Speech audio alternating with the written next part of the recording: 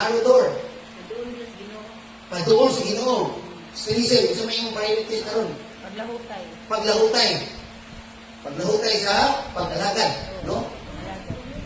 Commitment. So, dito tayo yung matubag, kaong kay na. No? Dili na sa sayop. So, dito tayo may natay diya na kinantag sayo. Kinantag focus.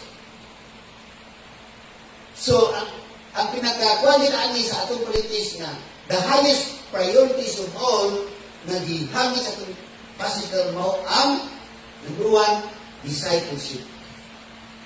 Mo ni siya. Kanya, ang ikaduha, the intimacy to Jesus, ang pagkasukod nato ng Jesus. Mo ni ang pinaka-priority dapat yun. Being a disciple. Na masuod din nato si Jesus Christ. Na usaha nato pagsuod. No, usaha nini sa atong paagi karon. Na ato siya gila-ila pinaagi sa pagpamangkuong, pagpamalandong sa tulog. Sugod niya ang the highest of all the priorities no ni. So karon mo niya pumunta na ron. Mo man ni giuna nato karon.